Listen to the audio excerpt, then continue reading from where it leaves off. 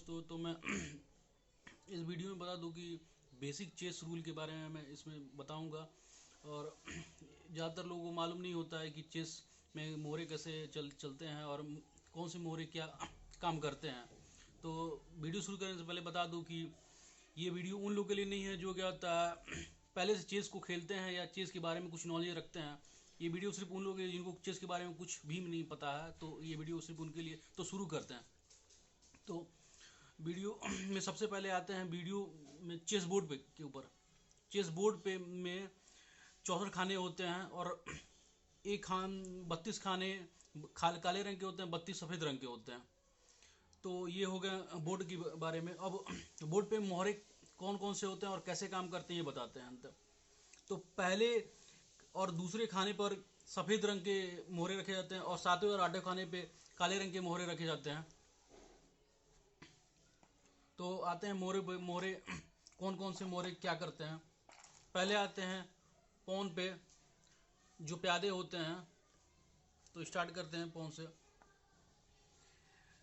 Pawn हमेशा दूसरे खाने पे होता है और इसकी ये चलता है एक कदम, इसकी पहली मूव होती है। और इसकी एक और ख़ास बात है, ये पहली कदम दो कदम भी रख सकता है, दो खाने एक बार में रख सकता है। जैसे कि यहाँ पे है तो ये दो खाने एक बार में रखता है।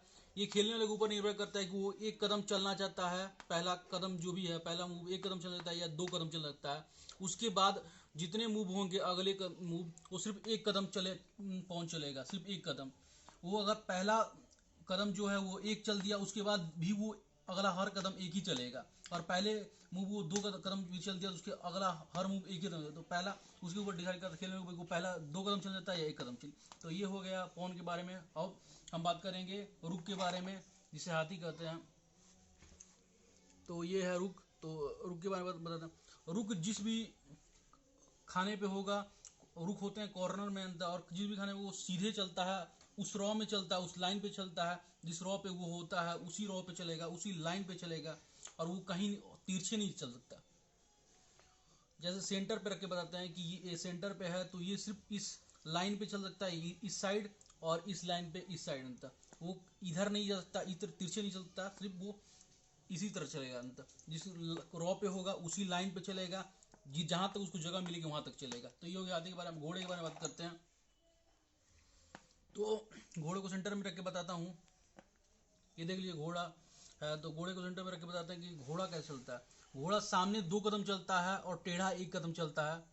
तो सामने दो कदम और टेढ़ा एक कदम, तो ये 2.5 कदम चलता है। इसकी मूव होती है सामने दो और टेढ़ा आधा।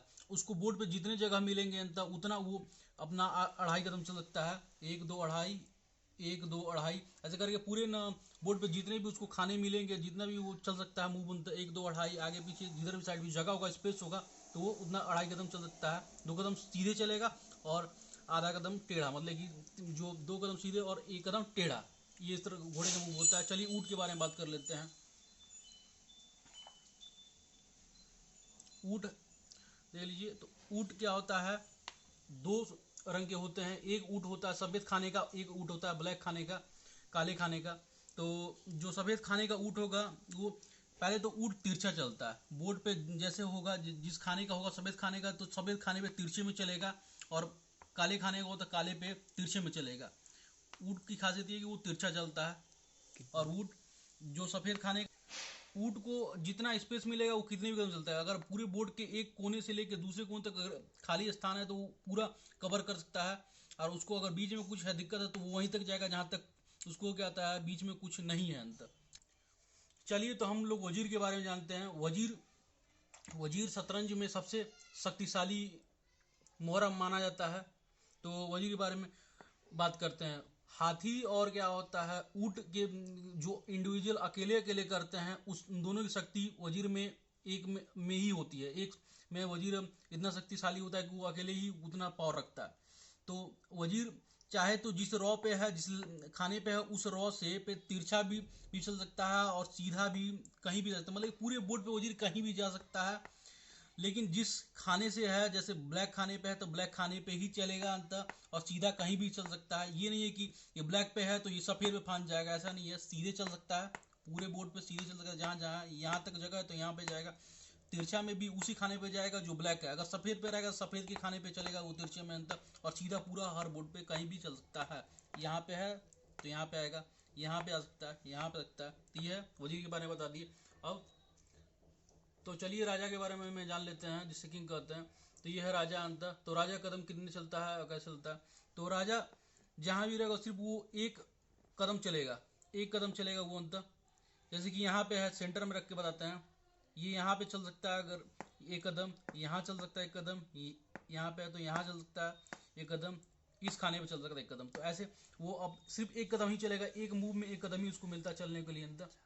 वो चारों तरफ अपने चल सकता है पूरी तरह, जगह खाली रहेगा, स्पेस खाली रहेगा तो वो अपना एक कदम कहीं भी चल सकता है, किसी भी साइड में चल सकता है। तो हम गो अब इंग्लिश में जानते हैं कि क्या होता है, सारे मोहरों को इंग्लिश में क्या कहते हैं। तो राजा को किंग कहते हैं, हाथी को रुक कहते हैं, प्यादे को पॉन कहते हैं, घोड़ा को नाइट कहते हैं, और ऊँट को बिशप कहते हैं, ऊँट को बिशप कहते हैं। तो ये है, और बाकी जो भी बात होगी अगले वीडियो में, वीडियो को ये समाप्त करें।